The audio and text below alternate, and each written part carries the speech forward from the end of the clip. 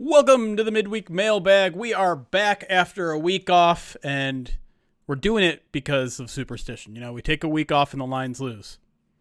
Yeah. I think that says everything. You know, forget pass rush, forget coaching decisions, fake punts. The reason the Lions lost is because we didn't do this show last week, and we are going to rectify that this week, answering your Lions questions right here, live on twitch.tv/Pride of Detroit and youtube.com/@Pride of Detroit. My name is Jeremy Reisman. I'm the producer over at Pride of Detroit, Detroit Lions beat writer. You can find me at Detroit Online. With me, as always, to help us get the Lions back in the winning column is the machine, is at Eric Schlitt, is the managing editor of Pride of Detroit. I went out of order this time. Eric Schlitt's here. Eric, are you ready to atone for our sins here?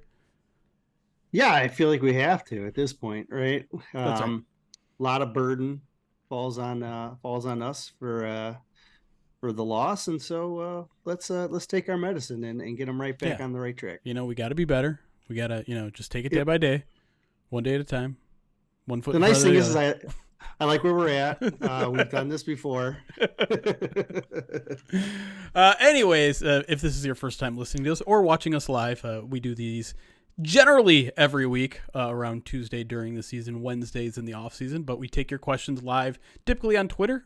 If you're a Pride of Detroit Direct subscriber, sometimes you get to jump the line a little bit as well. But yeah, those are the two places you can send us questions. Also, if you join us live, we'll answer some questions during the break. But let's get into our first set of questions. The first two are going to surround some injury updates. The first of which, an interesting moment from Dan Campbell's press conference on Monday talking about Jonah Jackson.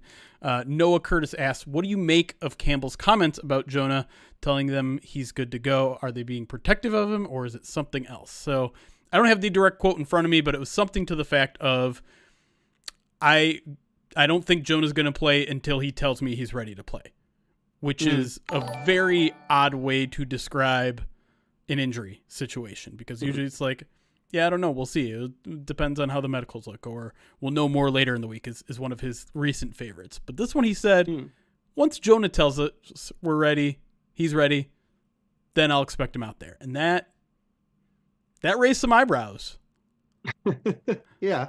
Well, certainly it's an unusual way of phrasing that. And, but I think this is just Dan Campbell being loose. Yeah. He was very loose. He was a lot of things that he said at that Monday morning press conference were in the realm of, I like where we're at and bring it on, and I'm ready to go. And, I'm confident and loosey goosey. It was very kind of like him enjoying the week. Look, he's going back to New Orleans where he won 40 games, right? And in that building. And so I think he's excited. And I think it was just him, I think, being a little bit cavalier, right, with it, like just a little, when Jonah feels like he's ready to play, he'll tell me, and I'm a player's coach, and so then when my player says he's ready, I'm ready. I'm ready to go as well. I mean, could be a pain management thing, and he's like, hey, when Jonah says he can handle the pain and he can go, then I'm ready to put him back in. So I didn't. You're not reading like too much of it. No. I think it was just him being like loose and being a player's coach, and he's like saying, I'm listening to my players. When my players are ready, then I'm ready.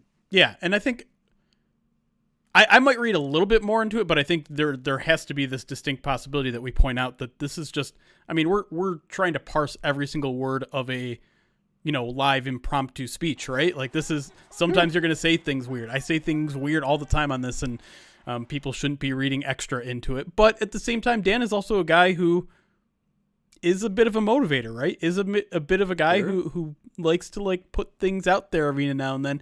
And part of me thinks this is a little bit of like almost a DeAndre Swift kind of, are you going to play hurt or are you going to play injured?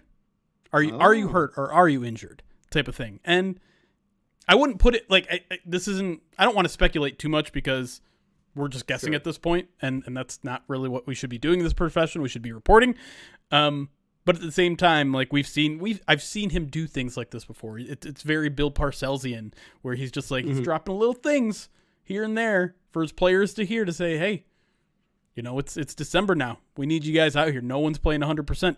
Jonah, maybe it's time for you to play 100%. Now, I've seen people take this way beyond that. And I think that's where people are getting ridiculous. Like I've seen people say like Jonah's sitting out. He's holding out for a contract. And this is Dan Campbell calling him out for holding out.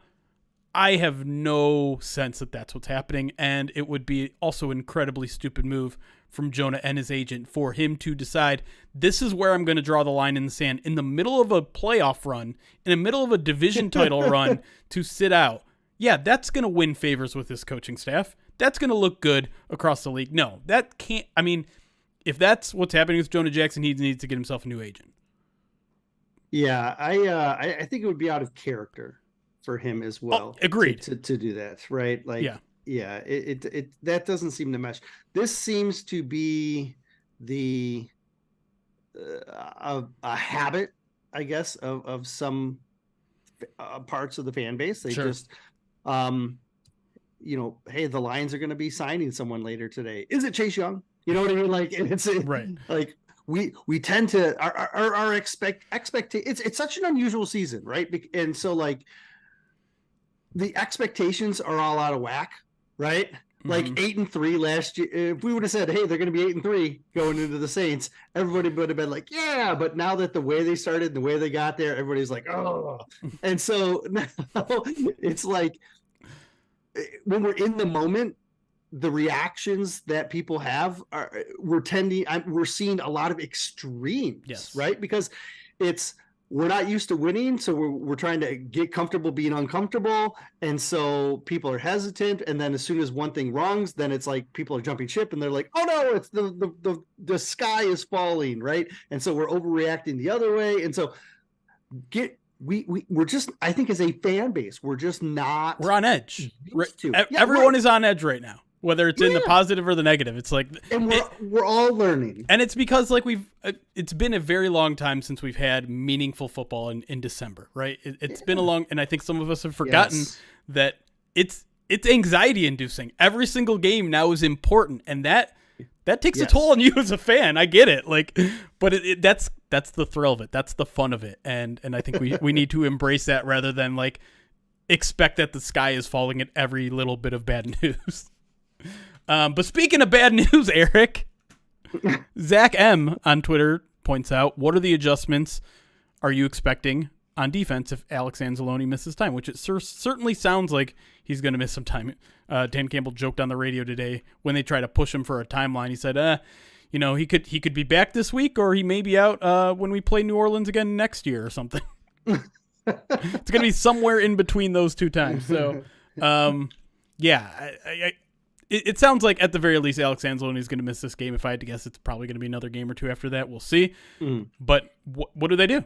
Anzalone, as Dan Campbell even said on the radio today, he is their quarterback of the defense. He might not be playing the Mike position, but he very much knows everything about the defense. He certainly barks out orders to players. So how do you replace that, and who do you replace that role with?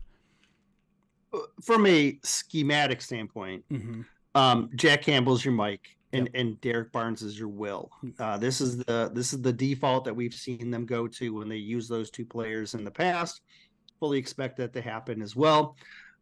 They do use 3 linebackers though, so that means probably more time for Malcolm in those situations. When Malcolm's on the field, he's exclusively the Will. When he's on there with Jack's Mike.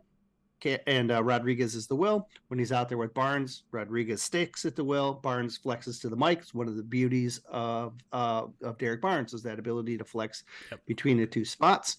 Who calls the plays is going to be interesting. My guess is that it might be some sort of like they may test it out this week to figure it out. Sure. I know that in the past they've used Jack. They've been trying to train Jack for that.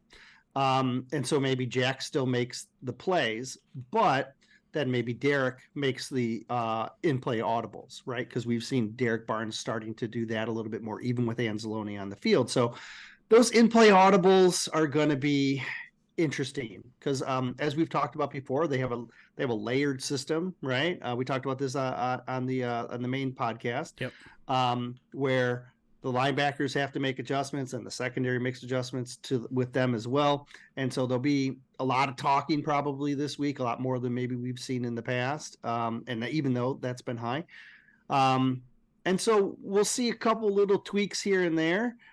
I think the most difficult part will be the leadership aspect, and then his play on the field, obviously, Right. too. But like the leadership of, being able to, there's going to be hiccups in maybe that communication system. There's maybe going to be hiccups in those audibles, into those minor adjustments. Like, those are the things that I worry about with Anzalone being off the field, because those are key and they impact, just it's a domino effect of how they impacted the defense. Yeah, I'm kind of with you. I do think Jack is probably capable of a lot of the diagnosis and audible and that sort of thing. Even as a rookie, I mean, he's a very smart player. I think some of the things that he's just lagging behind are post-snap things.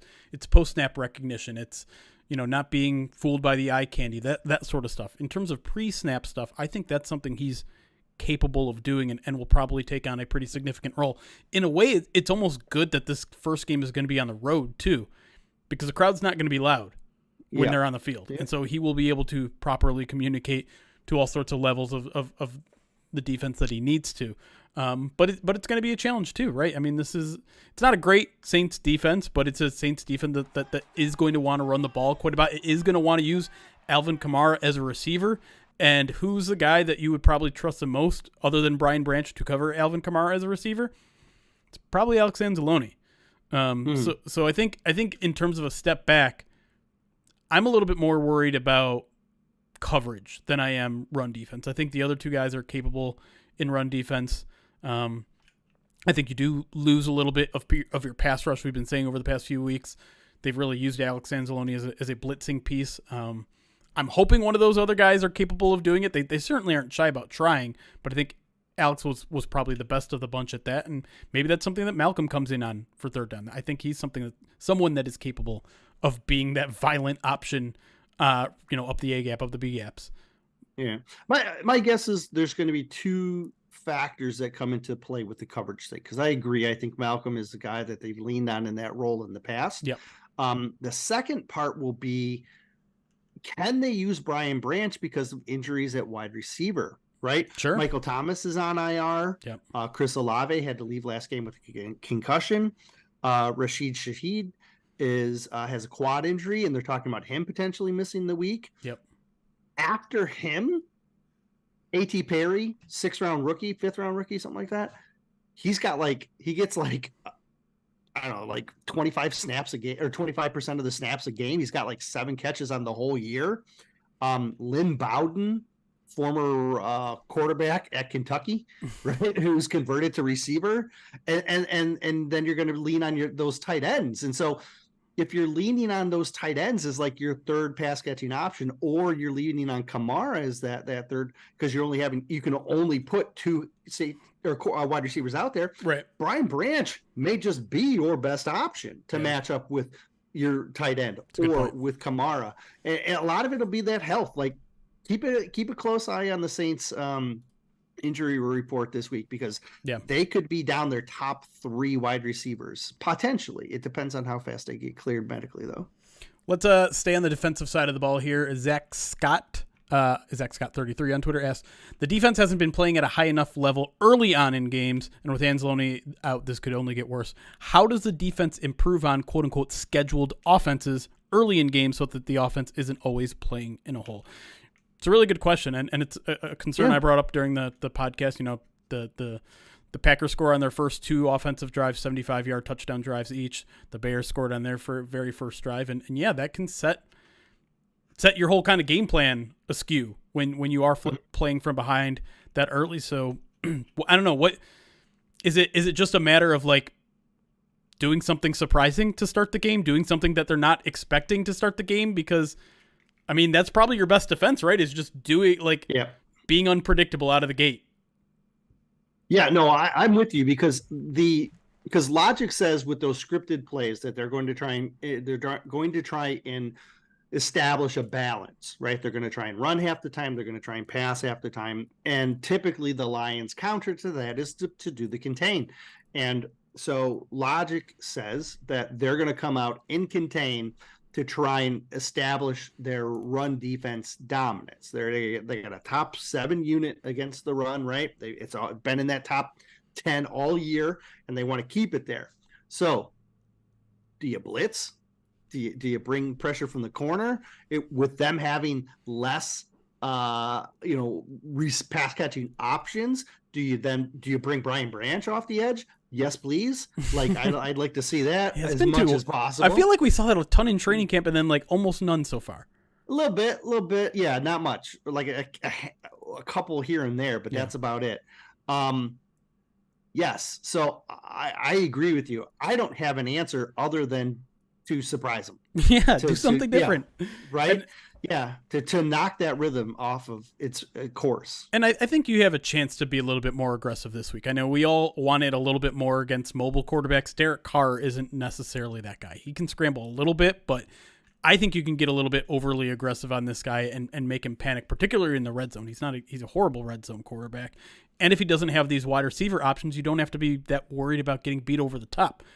Bring your guys up close to the line, bring a little pressure, send some run blitzes if you have to. That's the one thing Brian Branch is fantastic at that we have seen. So those run blitzes, but just be creative, be aggressive, try to dictate the game a little bit on defense rather than let the offense kind of take it to you. That's what I want to see. Yeah, third worst red zone scoring team in the league right now. They kick a lot of field goals, which is why I think they have the record that they do. They end up having to settle for 3 and 7 instead of 7. That'll be a big key for the Lions, is to make sure that they're putting it in the end zone when they get the opportunity. But yeah, you got to do something. You got to shake it up. You can't do the endurance boxer mantra where you just are like, I'm going to weather the storm and then come at you later, because that's been their approach, and that approach isn't working right now. Agreed. Last question before we go to our first break here. Jeremy Glowicki on Twitter, Glowwick on Twitter asks, is it time to question whether Dre Bly is a good coach for a secondary which has regressed as the season has gone on? Now, these are tough ones. Evaluating a positional coach to me is one of the harder things you can do from the seat of your pants, because one, you're not seeing exactly what they're doing. 2, regression can mean a lot of things. And 3, in this particular case, I'm not so certain that the secondary is regressing. I would even look at last game, and Dan has said it a couple times now. Like the coverage was actually not that bad against the Packers. There were a lot of opportunities where they were in phase.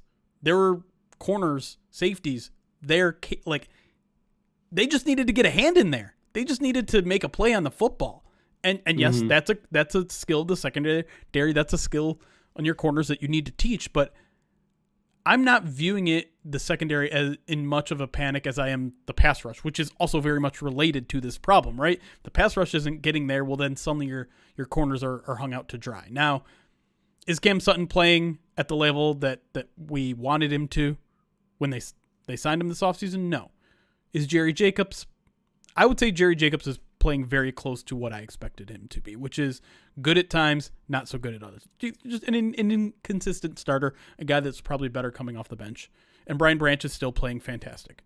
I think there are a lot of problems at the safety level, which isn't really Dre Bly's responsibility necessary. That's Duker, who oversees the whole secondary. Right. But in terms of corners, I'm not sure the Lions are underperforming as much as they don't have the talent, and the defensive line is doing them no favors. Yeah, I don't disagree with any of that. I do think some of the strategy has been the lines to become predictable on defense when they're going to play zone, when they're going to play man.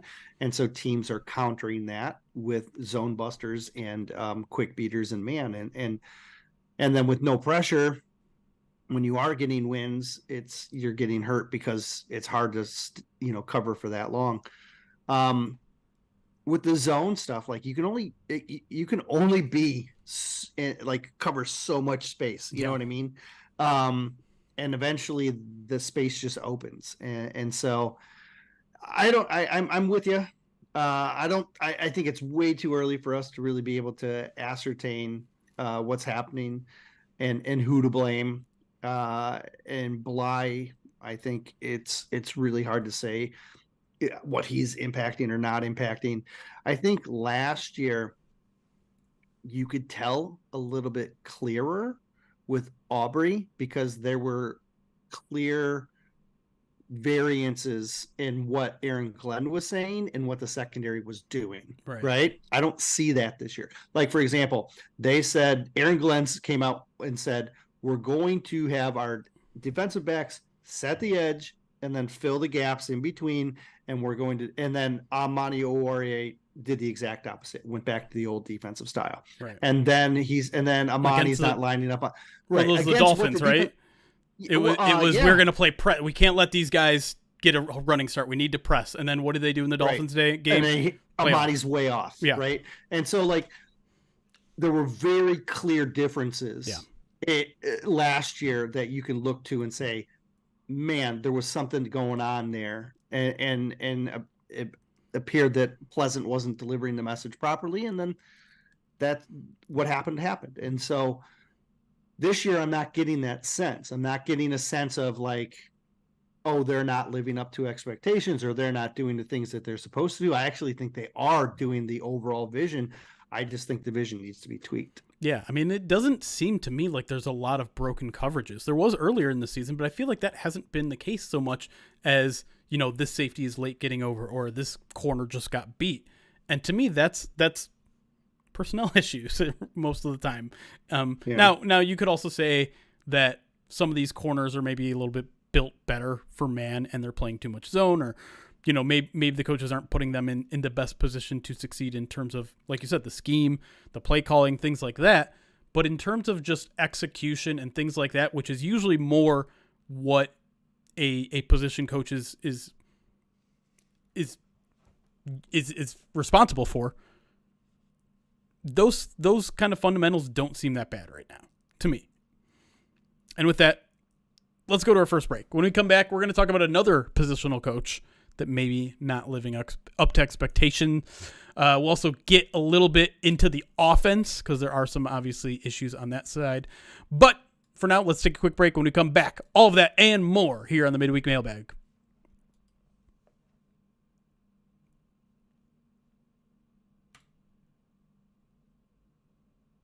Okay. We are in break time. I have a couple people to thank, some announcements, and then we'll get to some of some questions from our live audience here.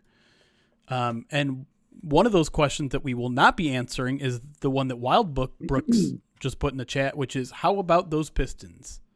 Hold on, I gotta plug. I'm listening. Okay, I'm not leaving. That's fine. Redmond, thank you for the follow here over on Twitch. Robert I'm going to say Polisek.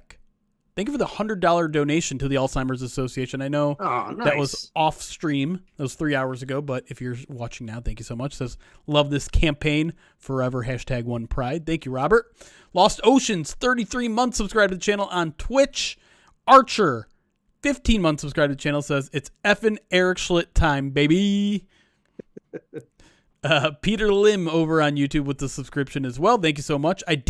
I figured out, by the way, YouTube, memberships are now available. I had set everything up for memberships like 2 months ago, and then I basically just forgot to flip the switch. Said, okay, allow memberships. So those are live now. You can get, I think we have 4 or 5 emotes available if you become a member over on YouTube. But I think all that is settled. So let me know if that's working over there on YouTube. Zern Baby Zern, 33 months subscribed to the channel, says 33 months. Man, you guys have been putting in the work on Twitch for a long time. We sure have. I mean, I think it's been over 4 years at this point, which is crazy to think about where we were 5 years ago. Bougie, 17 months subscribed to the channel here on Twitch. Thank you so much, Bougie. Lost Ocean then gifted $25 to the Alzheimer's Association, says taking the Hawks with the spread. Go Hawks! Over the Cowboys? Seahawks? I'm assuming you're talking about, right? It's Seahawks Cowboys on Thursday? I think that's right. You know. Yes, I think it is. Ash Bellinger, first time subscriber using that Twitch Prime, which is a good reminder. If you're over here on Twitch, you can link your Amazon account to your Twitch account and subscribe to us for free. Get all of the benefits of a normal subscription, including no ads, including all of the emotes, including earning channel points at a greater rate, all that sort of stuff. Oh, Iowa Hawk size. That makes sense, except I don't like it. Lost Oceans, you must be a Michigan State fan, huh? Congrats on your new coach. Or an Iowa fan. I guess you could. There are Iowa fans who are Lions fans. That's true. I didn't even think about it because I'm like, who's taking? I mean, I was gonna need the points. Let's be honest. Yeah, there you go. Lots of them. Lonely Iowa fan. Yeah. Appreciate it, Josh or Ash and Carter. 16 months subscribed to the channel. All right, caught up on alerts. Now an announcement. No one knows this. Not even Eric. But because it is Giving Tuesday, which is like a holiday celebrating charities, Giving Tuesday, for this stream alone, I will match the highest donation to the Alzheimer's Association up to $300. Oh man. Man. All right. Just throwing that out there, chat. So right now, I'll even include Robert's that happened 3 hours ago. So right now, I will match $100. I will match all the way up to $300 if we get that much in a single donation. There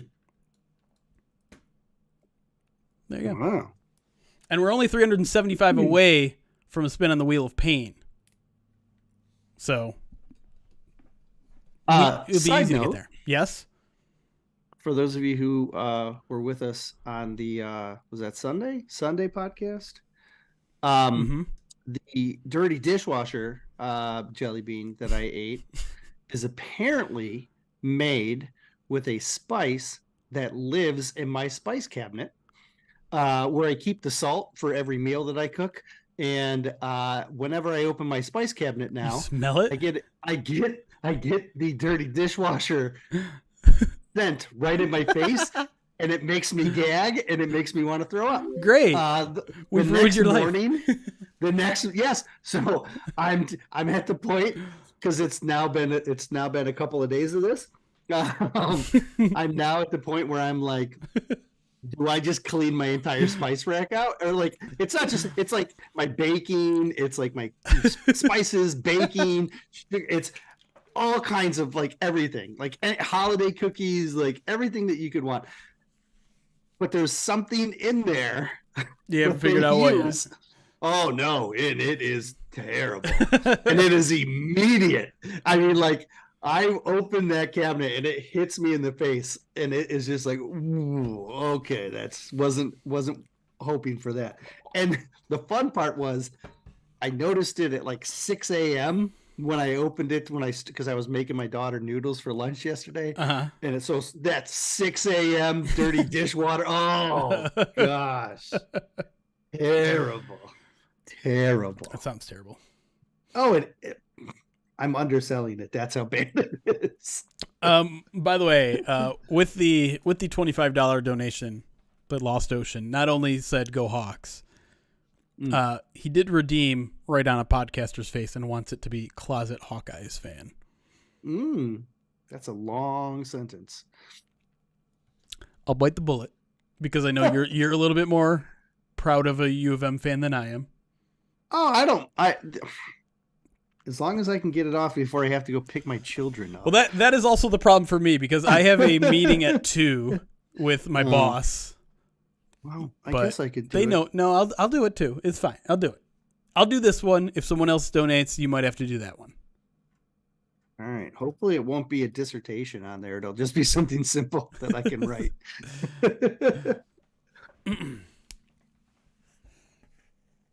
All right. See, now, do you... What? I'm impressed that... I don't know. I guess you've done this enough that you're gotten good at it. I sure have. Is that how you spell closet? Just C-O-L? This is one of those words that just doesn't... S-E-T? Yeah. Seems like it should have 2 S's or 2 L's or something. Well, or 2 T's. Is it C-L-O-S or C-L-O-S-E-S-T? I don't know. No, that's closest. I wasn't paying attention.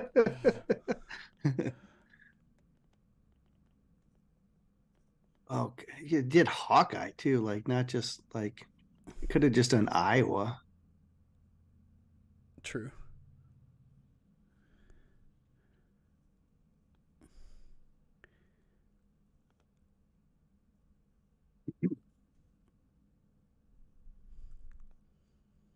Jeez, oh Pete's. That's pretty good. That's pretty good. That's better than I could have done. There you go. Good attention to detail. Yeah, yeah. Now just to wear my brim low enough that no one can see it. Kidding. Burchella, by the way, thank you for the follow as well. All right, let's answer some questions. By the way, exclamation! I didn't even tell people how they can donate. Exclamation point donate in the YouTube or Twitch chats if you want a link to our charity campaign. All proceeds go directly to the Alzheimer's Association. It's cold today. Oh my goodness. Not a Hawkeye fan, but every time they win a game 5-3, I think to myself, hell yeah, that's football right there. What a disaster of a game last night, by the way. I was tweeting through it. I was not having a good time. I saw. I was not having a good time, but at the same time, I kind of was having a good time just complaining about how awful everything is. But I started to get pretty emotionally invested in the game. I haven't yelled at a game in a while, including Ohio State, Michigan, including Lions games. But when Justin Fields fumbled, when it was already a 10-9 game, time? The second time, where with like 3 minutes left, when I thought that was going to be it. Like I thought, all right, they're already losing by 1. They just gave the ball back to the Vikings. I yelled. I'm like, are you kidding me, Justin Fields? I kept thinking the whole time, these are the teams you're scared of? These are the teams. These are the teams. There was a little bit of that, but at the same time, like I do think both their defenses are playing pretty good football right now. Like there is at least a little bit of that happening right now. Well, yeah, and I think it's. I feel like the lesson this week was, for me anyways, was a nice reminder that anybody can lose. And teams that can look great one week can look terrible the next week and then look great again the next week after that. And so if you're looking for the optimistic spin, it's just a matter of opponent, and you can get back on track pretty quick in the NFL. Yeah. And to me, it was also just like the magic of pressure, man. The magic of pressure can do to make your defense so much better than maybe that's what makes me a little bit jealous of the Vikings and having Brian Flores. Like he just had Dobbs in hell yesterday. I'm sorry. Well, I'm sorry. Fields. Yeah, last night. Fields. Yes, I know what you meant. And obviously vice versa too, which that to me was the most surprising part of that game is that I've been praising Minnesota's offensive line all year because they've been one of the best pass blocking units in football, and Chicago obliterated them all game, and that made me maybe feel a little bit better about Chicago kind of doing that to Detroit, but it also makes me wonder, like, I know there were some Lions fans that were upset, like grumble, Montez Sweat, we should have blah blah blah blah. And there was definitely a moment where I'm like, yeah, it'd kind of be nice to have Montez Sweat right now. And you know who won't be saying that when people won't be saying that? March. Yeah. When you have money to spend on free agency. Sure. And you have and you have a draft pick. You could spend all that money on free agency on a guy like Montez Sweat. No, I was thinking you could shore up other positions and then use that draft pick to get a Montez Sweat in the draft that you could then control on a rookie contract for 4 years, 5 years. But it's. I'm mostly joking, but there is part of me that's like, sure. You know what else would be nice? What's that? It'd be nice to have it'd be nice to have like a defensive Darius Slayback. It'd be nice to have Quandre Diggs back. Like those things would be great. Okay, but there was potentially an opportunity It'd be so there. much fun. Oh yeah, you could have re-signed Trey Bly or Trey Bly. Why do I keep saying Trey Are Bly? you okay? Because we talked about Trey. He's on my mind now.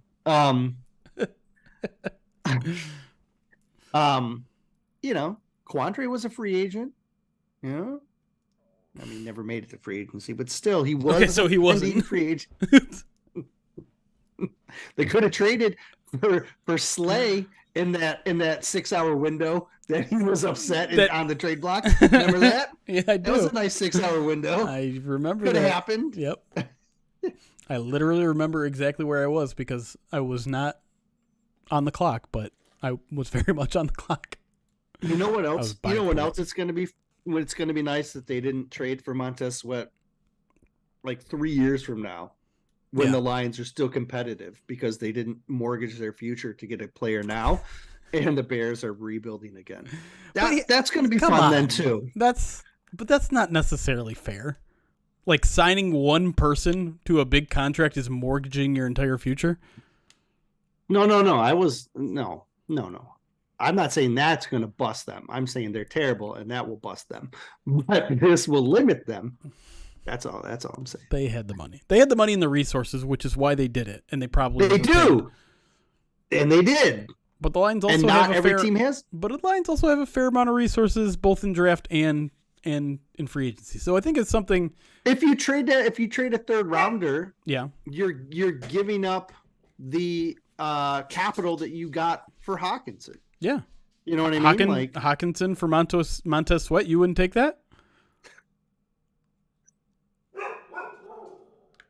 You still have to pay him. That's a big well, you would have had to pay for Hawkinson. Which is why they traded him. Are you sensing a theme? Yeah. No, they want to keep their base young. I get that. Yeah. Montez Sweat is relatively young too, but I think what Brad Holmes thinks he can do is like the analogy I'm going to use is those plate spinning magician guys. It's like he's convinced he's going to be able to keep this roster filled with mostly young, extremely talented guys on rookie contracts. So once this plate is wobbling and they're, he's going to cost a lot of money to keep going. He's basically going to let that plate hit the ground and spin a new plate there. Get a new guy. I don't know if I like this analogy. I kind of want to bail on it.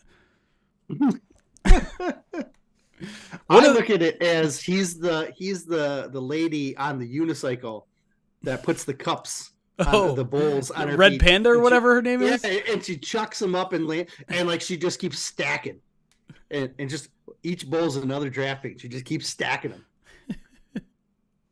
The problem is at some point you're going to have to pay the players here, and I guess what's the difference in paying so-and-so a ton of money here versus paying a Montez Sweat, Brian Burns, whatever in free agency? Because the players that you're going to pay here are going to be, one, they're better. Because we're talking about the Amon-Ra's and the Penei Sewells. Sure. And like those players are better than Sweat. Like Sweat's he's great. He's a good pass rusher. He's above average pass rusher. He's not elite. He's not an elite pass rusher. Oh, you can make that face all you want. He's not elite. He's not an elite pass rusher, but he's also very good at run defense. I think he's very good at both. All right. Well, we can agree to disagree. Okay. And but Penei Sewell's going to be the best offensive tackle in the league in a year or two. You know what I mean? Like when Trent Williams decides to retire and Lane Johnson's about out the door at this point too, right? Here, to me, the question is like, is Brad going to continue to be able to get those elite talents without the draft capital anymore? Because he had the 8th overall pick, because he had the 2nd overall pick, and Amon-Ra is a 4th round. I get that. Pick 108 or whatever it was. Yeah. But there are other draft picks here that haven't hit at that incredible rate. Is he going to be able to continue to get these elite level talents now that the team is going to be better and the draft picks are going to be worse? The thing is you can find elite level talent at any point in the draft Sure. if you have a good GM. Yes. And you have to have luck too. And so far we've seen both, right? Mm-hmm. And not every draft pick is going to hit, but every draft pick is on the roster, which speaks to him adding quality players. Being able to land an elite player at 8 is easy. Being able to land one at 12 is a little bit harder. Being able to land one at 28 or 32, it's even harder. But all of his picks are on the roster. Like, he's good at this. That's one of his best parts. He's better at the draft than he is at anything else. No question. Opinion. No question. And so I want to give him as much to work with as possible, as much capital you can give him, because I want to see the roster sustainable. I want to see it a winner 5 years from now, not just let's make a run at it and then be in purgatory for the next 5 years. That's fair. All right. Ashkar, thank you for the 15-month subscribe to the channel. Says, I think the lines are fine. We are winning 2 playoff games this year. Ooh, so we're not getting the 1 seed and then we get the other 2? Or a loss in the division champ, or he's predicting a Super Bowl appearance, either a conference champion or loss in the championship. I'm interested to see which one where he thinks we'll lose. I like that. Either way, well, that'd be something. And that's the thing too. Is like I'm trying to remind everybody of this and myself of this. Obviously, if the Lions don't win the division, it should be considered a pretty big disappointment. But there's a 98 to 99% chance, according to most playoff probability machines, that the Lions are going to make the playoffs. Mm. And if they get hot during the playoffs, are you really going to care if they didn't win the division? If they get to the NFC Championship game as a wild card team, are you really going to care that they didn't win the division? Well, the home crowd will care because they won't get to see it. You know sure. What I mean? Well, although this team travels. Yeah. A lot of those fans will probably get to see it. Right? I'm not saying any of that is going to happen, but I think that my point overall being that this season is going to largely be defined by how they perform in the postseason. And I think we can all agree right now that the Lions are almost certainly going to make the postseason. And and at the same time, I do think there's a certain level of success, you could call it, if the Lions do win the division. And even if they get bumped in the first round, there's going to be a lot of people mad. There's going to be a lot of people probably calling for Dan Campbell's head because something weird is going to happen in the playoff game and it's going to cost them a game and it'll be Dan Campbell's fault and rah, rah, rah, rah. But they still would have finally put the division thing to rest. So, like, I think there's 2 ways to success still in the season, and you can define success however you want. I'm sure Dan Campbell wouldn't call it a success to win the division. You get bounced in the first round, but in a way, I would call that a successful season. If they don't win the division and win a couple playoff games or maybe even one playoff game, I would consider that a somewhat successful season as well. Disappointment? Sure. Still successful, though. The only way this thing is a massive disappointment in my eyes is if they don't win the division and then they lose in the first round.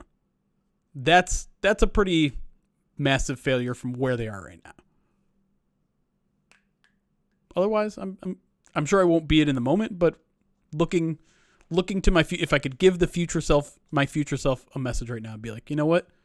They win a playoff game or if they win the division, successful season.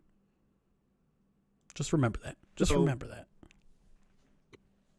So the Vikings are 2.5 games back. Yeah.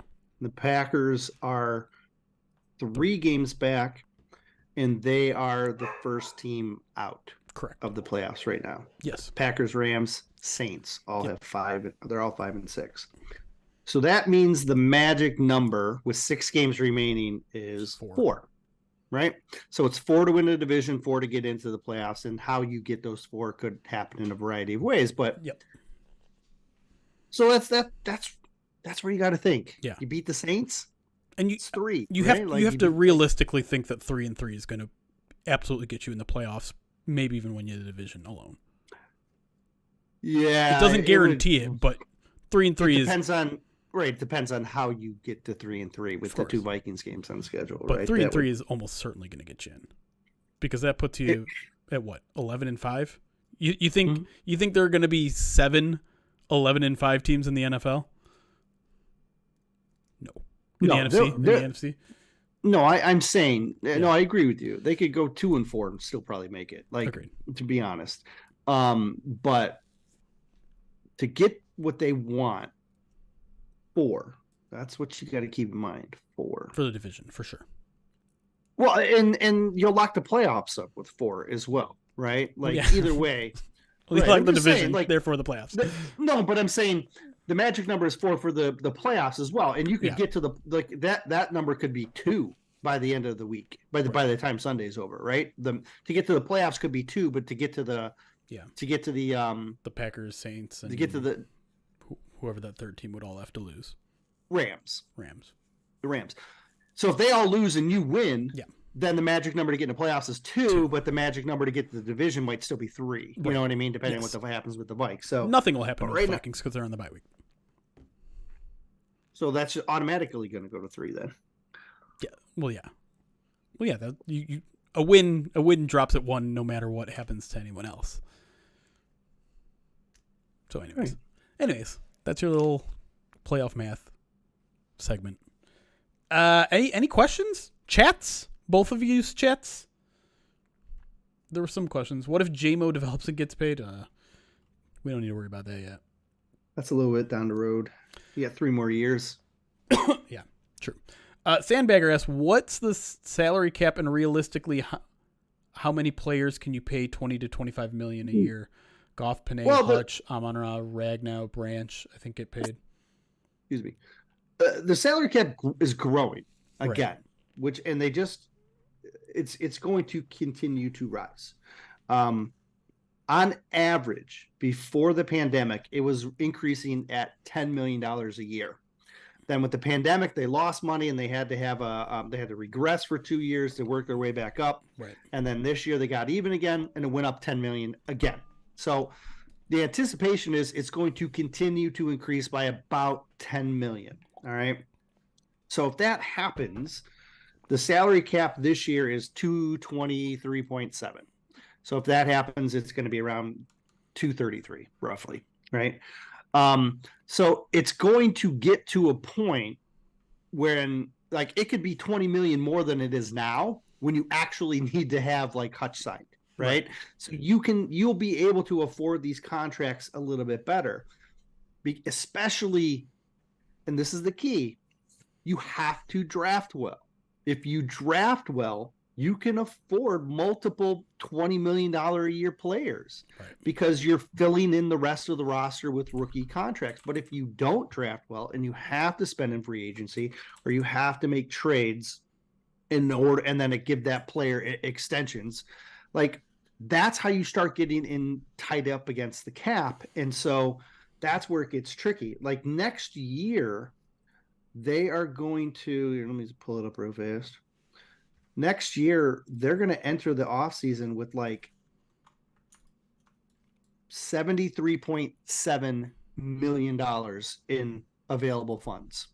Now, they're not going to roll much over because IR has really zapped that, right? Like, they only have like $3 million right now, which is still better. This point last year, they were like, hey, Vitae, we need to renegotiate your contract.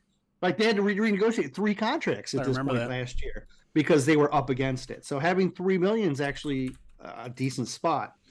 So you're going to go win with over $75 million in money, and so you can afford to, make some of these big extensions. You backload those contracts, again, making them even a little bit easier.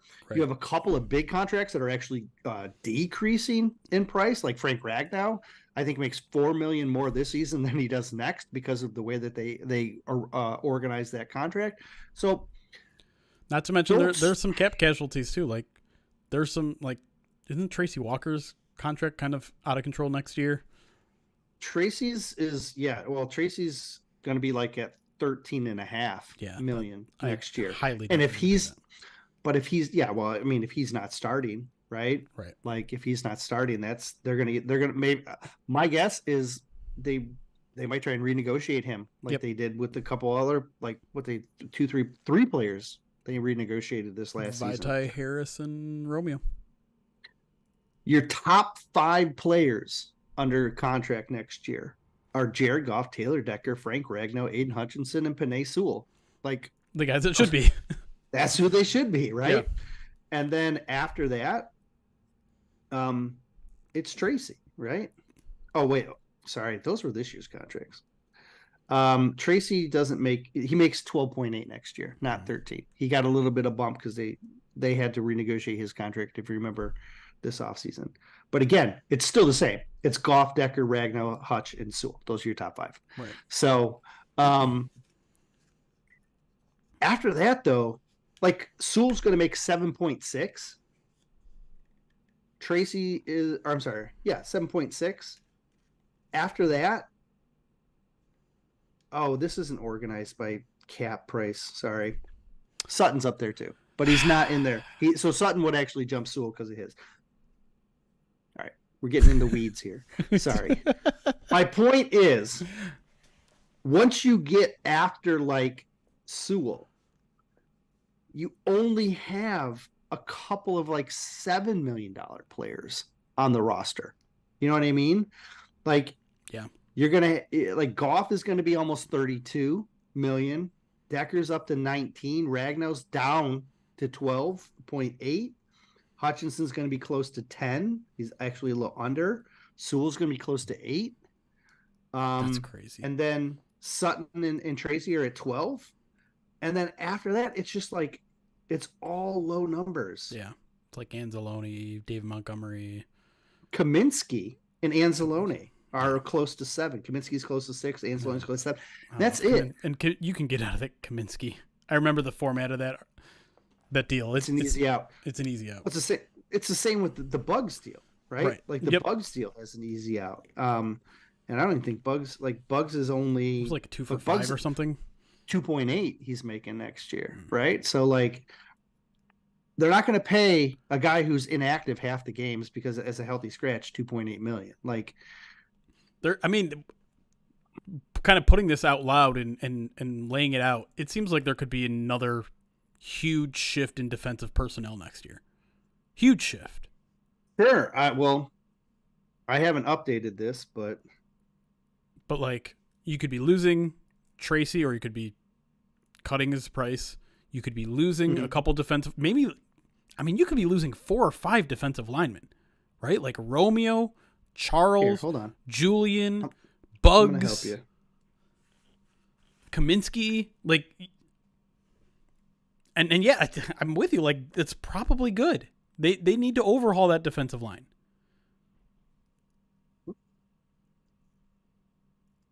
All right, I'm sending you something that you can show.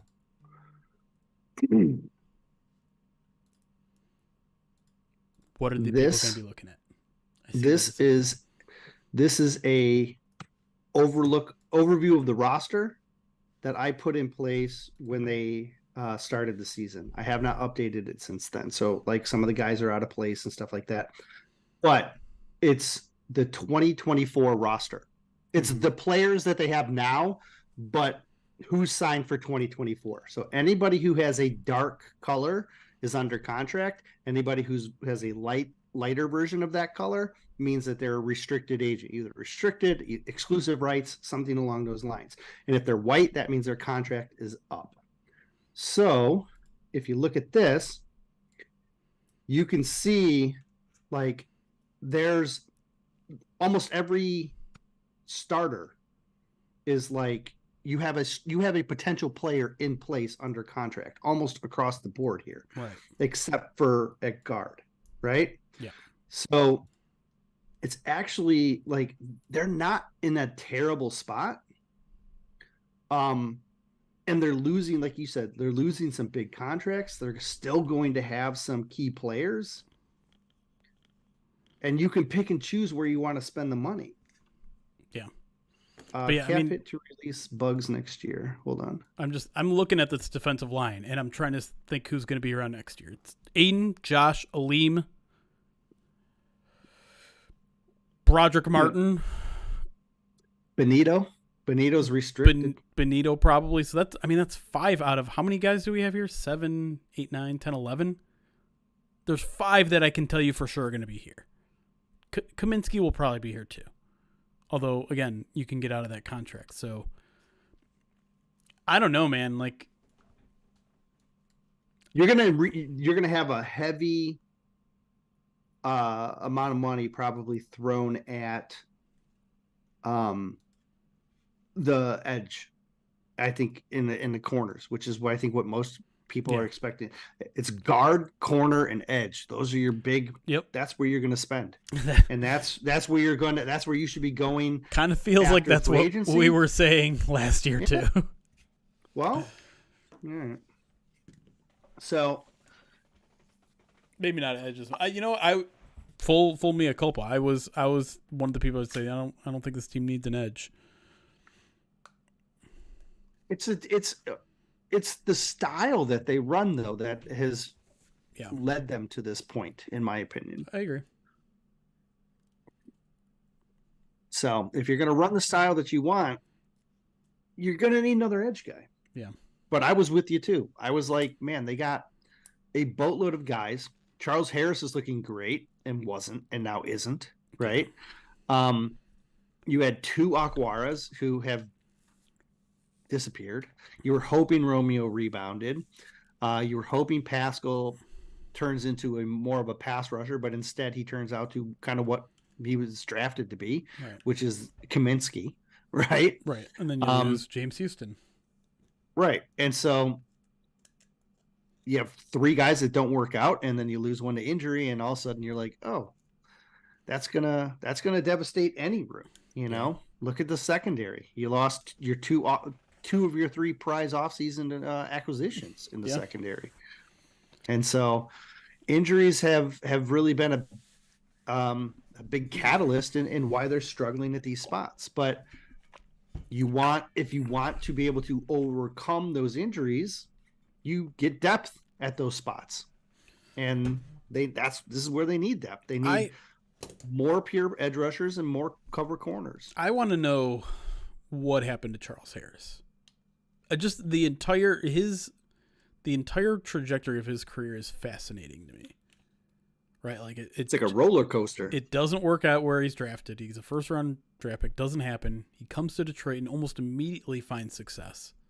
Well, he gets drafted by Miami and fails. Then he goes to Atlanta, and he has a good season, then fails. Right, and now it's a similar story here. Because I see Line Eyes says we were counting on Houston based on training camp. No, they weren't.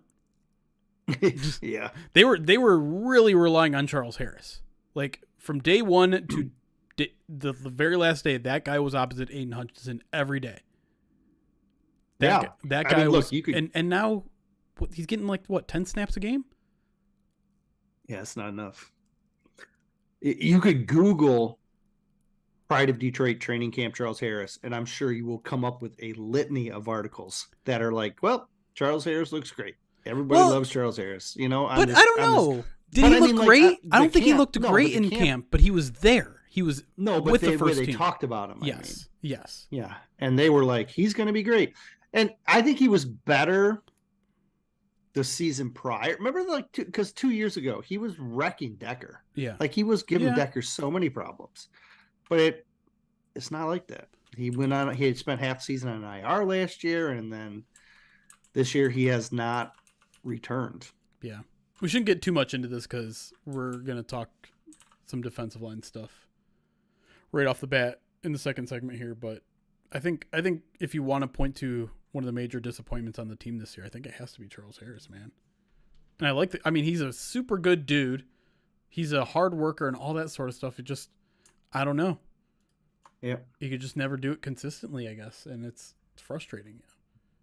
Yeah. Well, and again, I think their whole strategy has kind of shifted a little bit, and they're not using him the way that they've used him in the past as well. Maybe. I mean, his snap counts are kind of fascinating, right? Too. I'm looking at him now. High early, and then not as much late, right? 52, 41, 41, 38, 37, 18, 10, 18, 13, 13. So literally split the season in half. Averaging almost 40 a game, maybe even a little bit over 40 a game, hasn't hit 20 in the past 5 weeks. I don't want to get too much in the weeds on this because you said there's a question coming up, right? Yeah, it's more about coaching, but yeah. But like, okay, so the scheme shifted from early in the season as well, I think, right? Like they started out with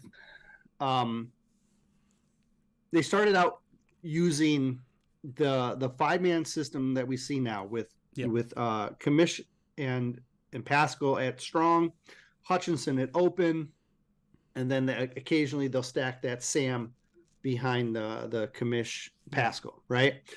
But that's what we see a ton now, almost all the time. That's what we see. At the beginning of the season, it was sometimes Houston in that spot, but they didn't stick to it.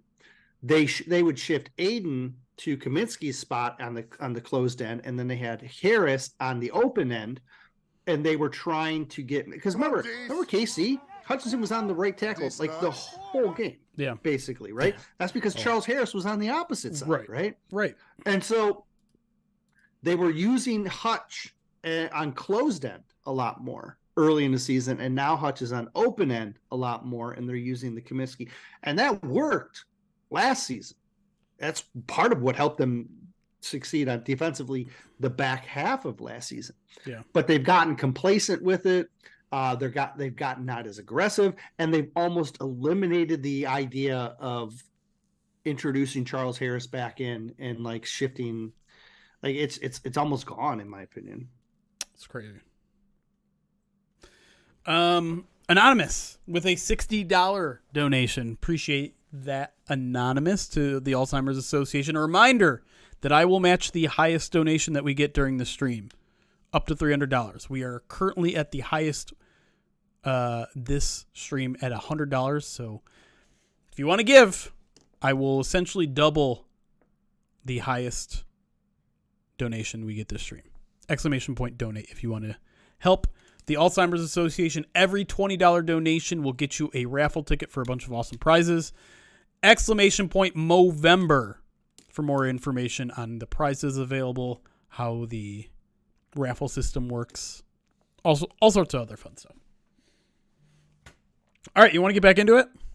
Yeah, I did kind of answer that though. I went over on the question. Now that I'm looking at the question, I feel like I did. You did a little bit. Sorry about that. That's all right. We'll still talk about it. All right.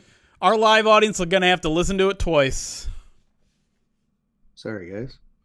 Deal with it. All right. Yeah, let's get back into it. Thanks again, Anonymous. And thank you, Kaiser, for the follow. I haven't seen... Why don't I see the... YouTube, are you live over there? I haven't seen any YouTube chats in a little bit. Anyways.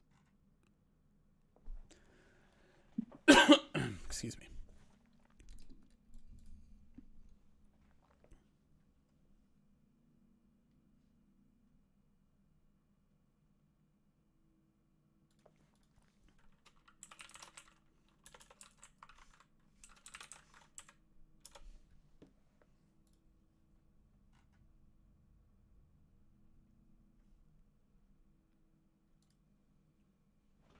And we are back here on First Bite. Nope, we're going to restart that one. Hold on.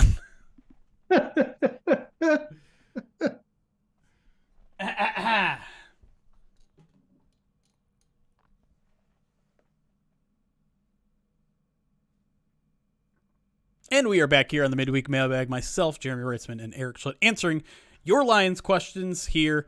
We just got done talking about the secondary and maybe some coaching issues that maybe we don't think is necessarily there. But the other issue facing the defense is the defensive line, is the pass rush. So let's go to a question here from Toledo Ryan, Detroit in Toledo, whatever. Ryan, we get questions from him all the time. Asks, is the D-line being coach schemed different this season? I know it's a new D-line coach, John Scott Jr., but this regime has decided to pay Harris, Romeo Okwara, Kaminsky. What happened to all of them? And we just got done talking a little bit about this with our off-air audience. It has been kind of a drastic change in those guys' production, right? A guy like Charles Harris, who was such a key member of your defense, is now playing 10 to 15 snaps to 10 to 20 snaps a game while he was playing 30 to 40 in the first half of the season. Romeo Okwara is barely playing at all. Even Kaminsky, like nobody's talking about Kaminsky anymore. but also they shouldn't be talking about Kaminsky anymore because he's not doing anything of note. And maybe that's a reductive way to describe how he's playing. But what's your take on this, Eric? Is there coaching things to blame that all these players have regressed? Is there something they're doing different schematically that has made these guys more or less effective? Is it a combination of the? I mean, is it these players just getting older and less effective?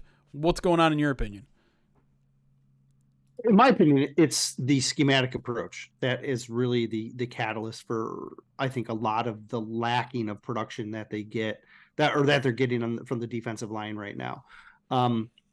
Early in the season, we saw them incorporate a lot more Charles Harris. We saw them incorporate more James Houston, and that introduction of lighter, more quicker pass rushers was an approach to try and be more aggressive.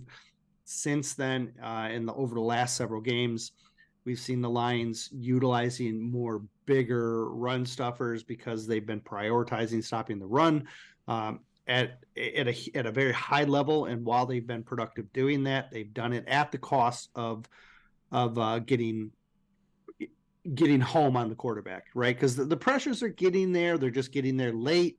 It's taking too much time. And so we're seeing a lot more bland, bigger bodies trying to just jam things up.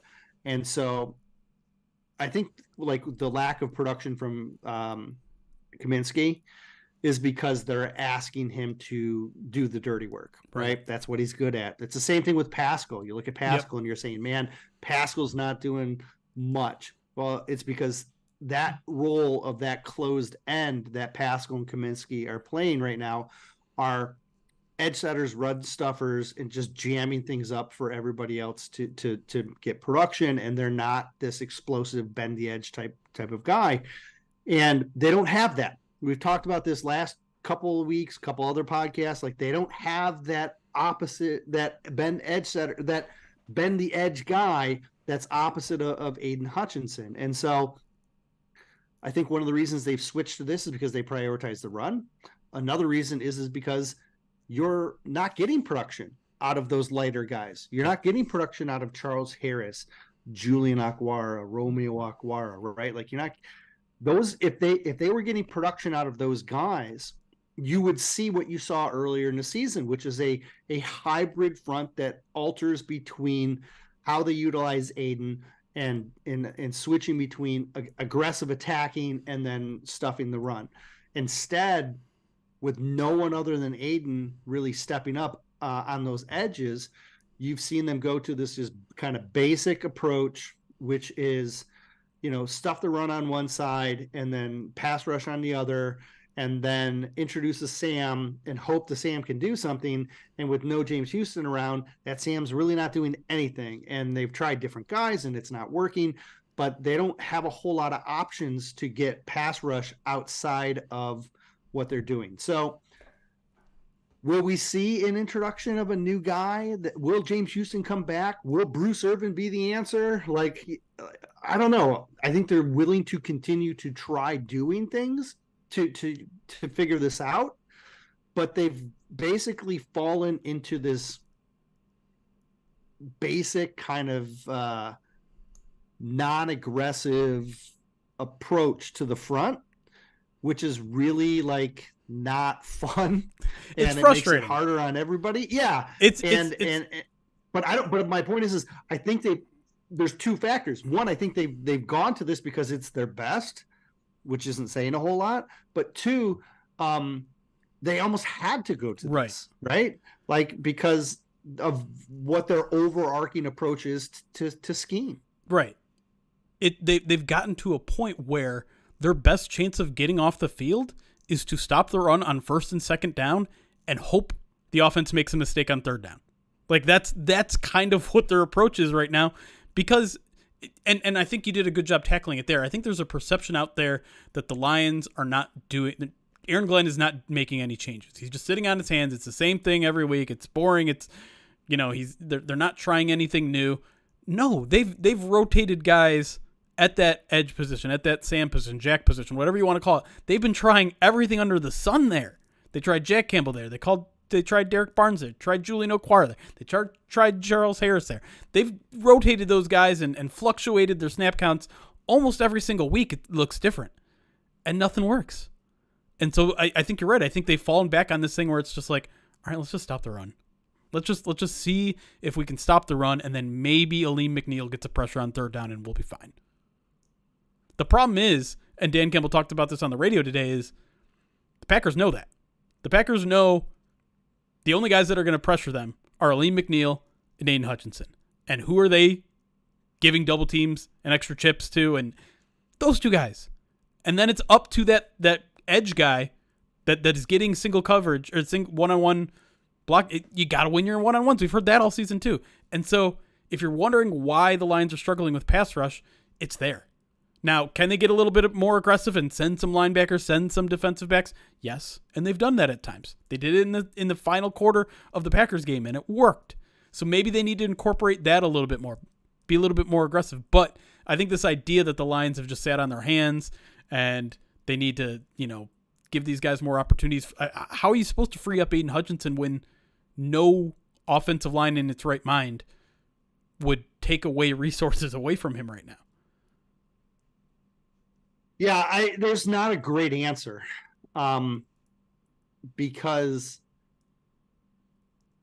the talent is what it is. Yeah, you're hoping you can return guys, and so with the talent being what it is, you're going to have to get creative schematically in order to create pressure, or you're going to have to win your one-on-ones. I mean, that's something you've said for a month now, right? Yeah. Go ahead. Finish. Yeah, finish I was just gonna say it's a result of, I think, teams starting to figure things out. And so if teams are figuring you out, you've got to be creative in keeping them off guard. Yep. And that's why the job is Aaron Glenn's and not ours. So if we don't have any good ideas, come on, D's. If we did have good ideas, we'd probably be getting a lot more paid than we currently are. But let's move to another kind of schematic question here from Nemloine, a spherical chicken in a vacuum on Twitter. Asks, on the 53-yard pass from Love to Watson, the very first offensive play of the game, the Lions had Kirby Joseph in the box and Tracy Walker as a single high safety. Why? And also, how often did they do that? And also, why? Do they enjoy forcing players outside of their comfort zone? Why? Well, here's the thing. We've talked about this before with the safeties, and they want their safeties to be interchangeable, and because of the split zone scheme that they run. So the two safeties set up in their high positions, and then pre-snap, depending on what the read is, they may stay there if they're going to be in cover two, or they may rotate. And if they rotate, one of them will drop to the box and one will stay at single high. Which safety drops is completely dependent on how the offense sets up, right? So, like, it's possible that the Packers came out in a certain set where they're saying we're expecting Kirby to be the one who drops if we line up in this formation. Right. And then that way they got the match that they wanted with Tracy shifting deep. It's also possible that it just happened to go into that. But I've gone on record and said, I think that first play was completely purposeful because they wanted to stretch the secondary in order to set things up for them for the entire rest of their game plan. And so could they have looked at that and said, hey, we're expecting the Lions to come out in this defense. Let's set the formation up where we think we're going to get Kirby dropping down and Tracy back. And then that was their approach. The Lions don't want to play. The whole secondary is not designed on matchups. It's supposed to be where you can pass guys off from player to player, and you do your job either in your quadrant or you take your man, but you should be able to it keeps you from playing chase, right? Like instead of having, when you're one-on-one, you have to chase guys all over the field. When you play this split zone, you're basically passing guys off and you're not chasing them. You're letting guys run into your area and then you're able to adjust to it. Communication is important, and you do this with universal safeties. And so that's what they think they have. And Tracy has played a lot of single high in his career, but he wasn't deep enough on that play. Yeah. And so I think that's their approach. I don't expect that to change. And so can teams set them up where they think that they can get Tracy deep? Maybe. It's possible. And if they keep doing that, Lions need to be aware of that and then maybe make adjustments. And to be clear, the reason you do stuff like that is to make your defense unpredictable. Because if you're like, all right, we're just going to have Kirby play free safety all the time, and we're going to have Tracy play box safety all the time, defenses can attack that in ways that you want. But if you have guys that can do both, you don't know when both are standing deep. You don't know who's going to come in and play in the box and who's going to be the single high, and that's important. It's important to be able to be unpredictable. The question is, the problem is you have to have the personnel to do that. Is Tracy Walker capable of being a deep safety? You're right. He has a ton of experience doing it. Is it his specialty? Certainly not. He's more of an aggressive run defender. So then the question becomes, are you putting your players in the best position to succeed? Maybe, maybe not. There's an argument to be had there. But I think the Lions have enough faith in Tracy Walker to be better at that. And let's be clear, it is not just Tracy Walker. Kirby has been just as bad, if not worse, at being that single high, at being that deep zone defender. They're both having serious issues with this. And the most disappointing thing about it happening on the very first play against the Packers is that we were told all week that their main focus on defense was to stop the deep ball. And the very first play, they go out there and get him. That was incredibly frustrating. And that, to me, is very concerning, too. That you spend not an entire week, but you spend a shortened week telling your players, hey, take this away and the Packers can't do anything. Hey, take this away, then the Packers can't do anything. And the very first play, you fail that. To me, that's a condemnation of the coaching staff not being able to communicate that message to the team well enough, or not teaching it well enough. Obviously, there's some onus on the players to receive the message, receive the game plan, and execute. But the very first play, my God, like that's when your awareness for that sort of thing should be at the absolute highest. Anyways, let's move on to the next one. Next question here comes from Ashley David Soden. Asks, what impact will Irvin have on the pass rush if he's actually active on Sunday? Would it be fair to judge him on his own stats, or should we be looking out more how he opens things up for other players? I think, and again, this is just speculative. Sure. But if you look at how they've utilized like James Houston in the past in that role, initially they just cut him loose and said, your job is to go get the quarterback. And so that's what I'm expecting with Irvin. I'm expecting them to say, we're going to put you out there situationally to rush the passer. That's what we want you to do. Your job is to go get the ball. And so initially, I think we can judge him on his stats. Sure. Is he getting pressures? Is he getting to the ball? Couple games in, if he gets promoted to the active roster, they start using him all the time. They're going to expand his role the more he plays or the more he contributes.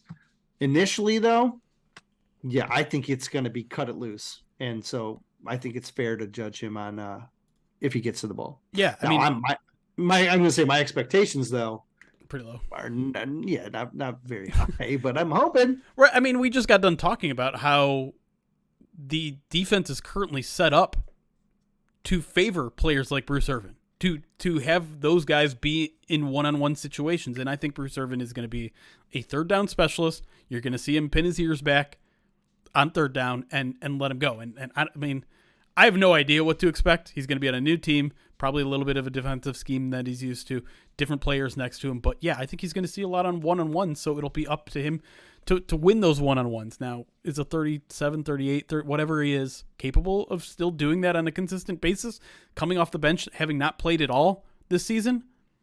Man, I don't know. But I'm eager to find out because nothing else is working. Romeo's not working there. Chuck's not working there.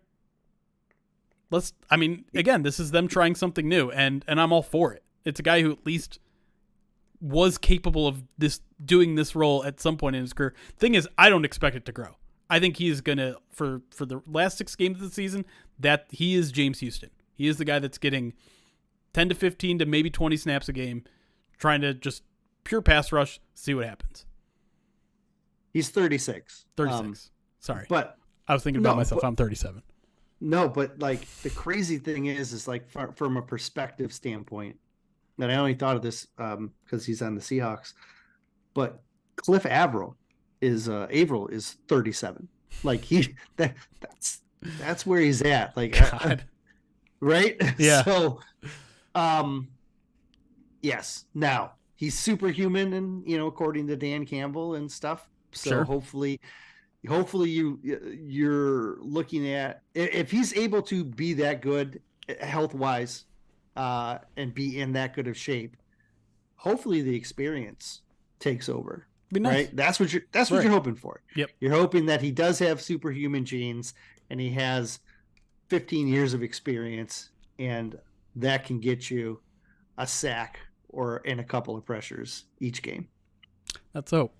I did promise that we were going to talk about the offense, and it turns out we're going to wait until the very last question of the podcast to talk about the offense. Understandably so. People are anxious about the defense. I get it.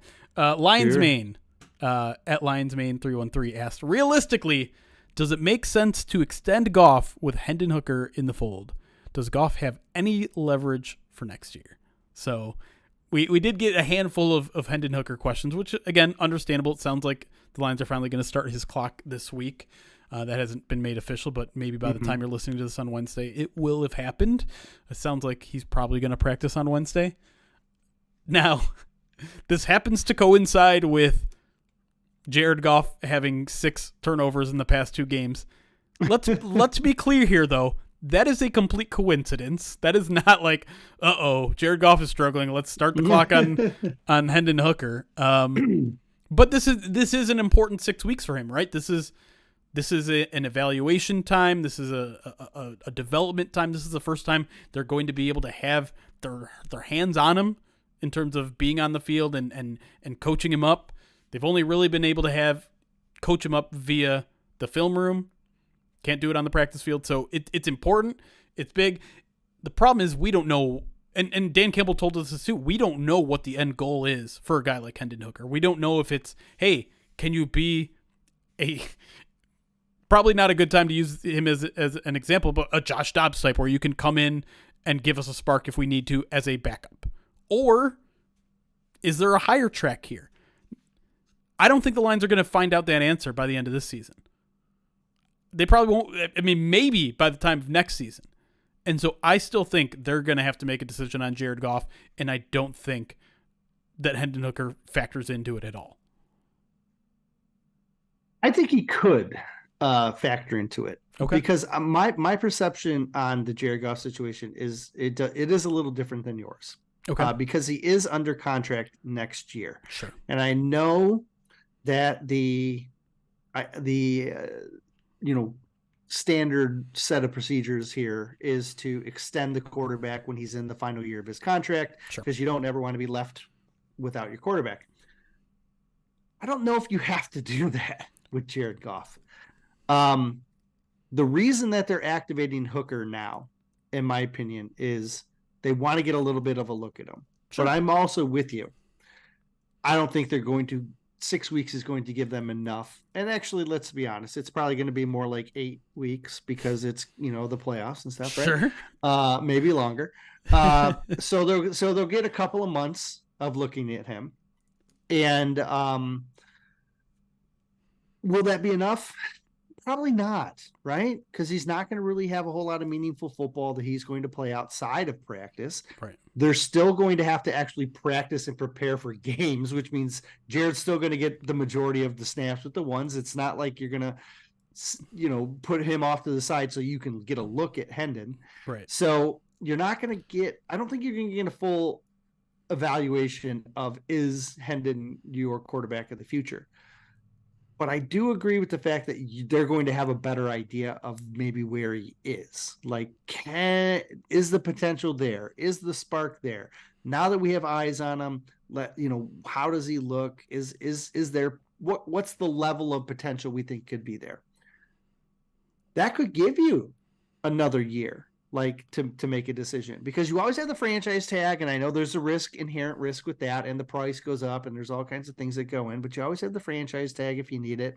You could always work on a contract that offseason, the 2025 offseason. Sure. So I'm not as married to the fact that a Jared Goff contract needs to happen. I know that's what most likely it's going to be on the table this offseason. Right. I just don't know if it absolutely has to happen. Like, I think there's a little bit of wiggle room. I kind of agree with you. Here's where I think I separate, though, is like, in theory, everything you just said makes sense. They don't have, he's under contract now. You don't have to rush to an extension for any sort of reason. But everything I know about this regime is that they love Jared Goff, that they trust Jared Goff, that they think he is capable of being their franchise quarterback, not just this year, not just next year, but probably beyond that. And so if I'm just predicting what's going to happen, I think there's a pretty darn good chance he gets at least a 2-year extension next year.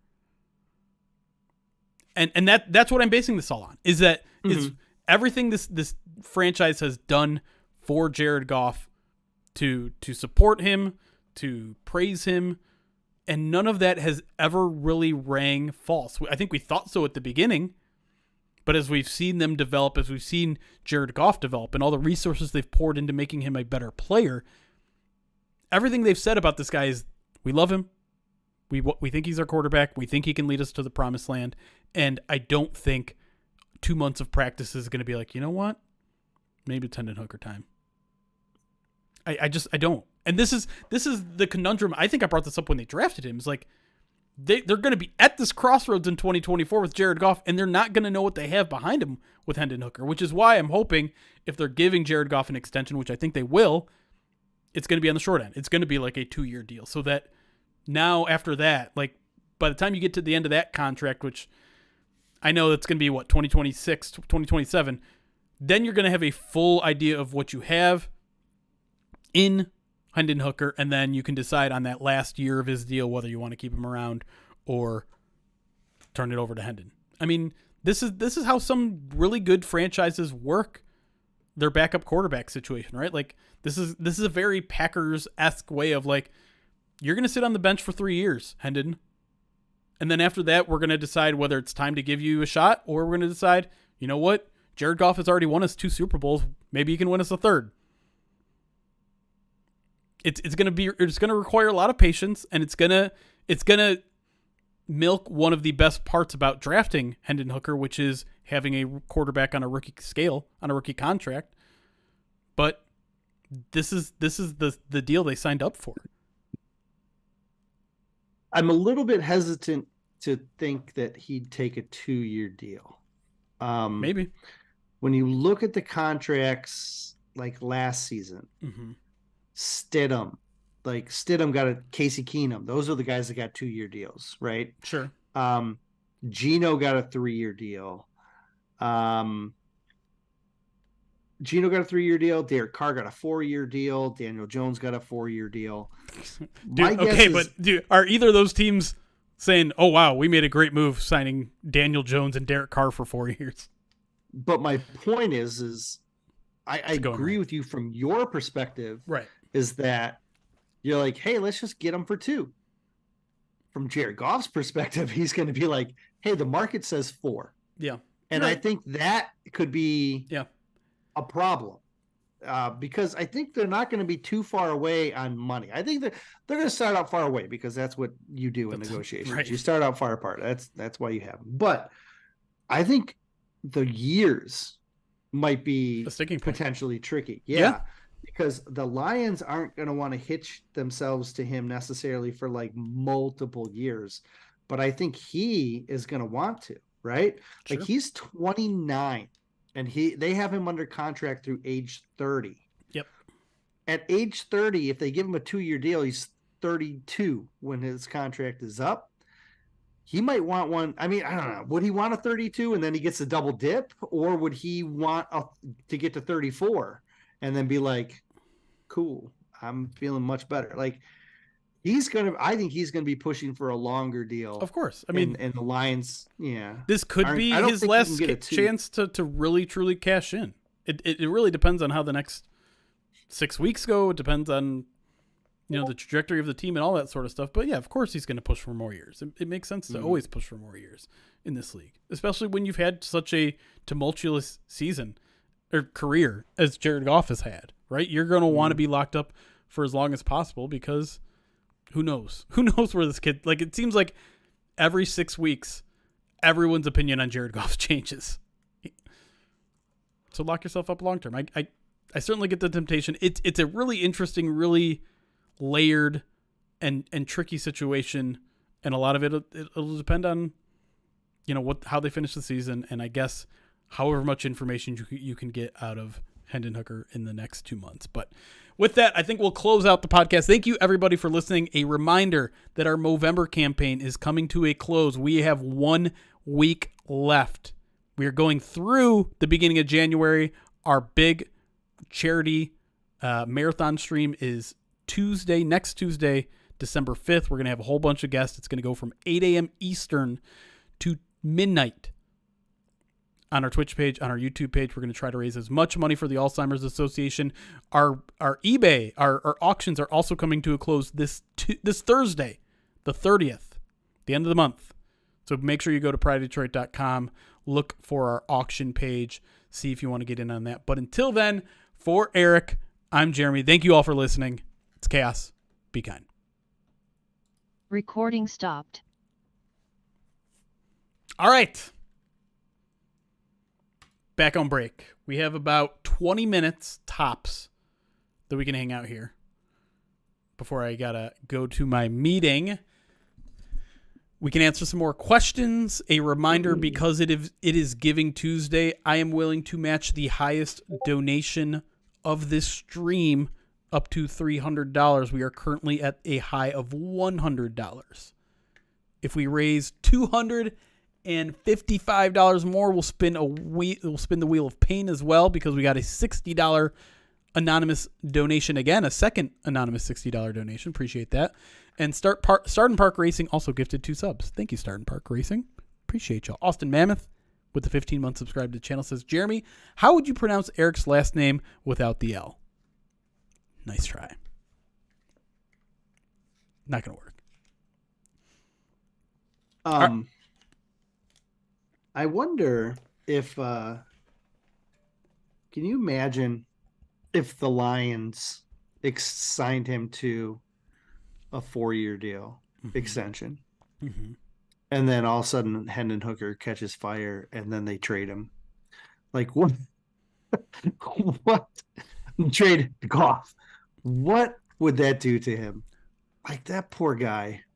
That would just be devastating. Goff's had it hard, man. I mean, I'm not gonna play a violin for a guy making $30-40 million a year, but right at the same time, it's emotionally tough what he's had to go through.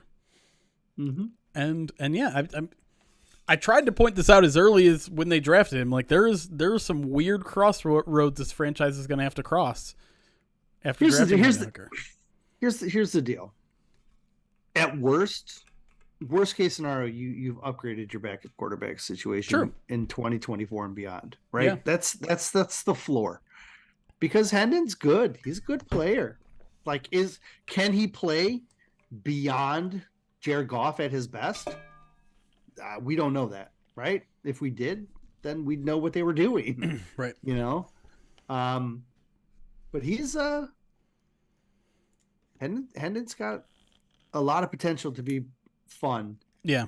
And if he ends up turning into something that people want, I mean, and you have 2, I've long said there are not 32 NFL starting quarterbacks. There are not 32 people in the world capable of playing a quality level of quarterback play in the NFL. Yeah. if you happen to have two,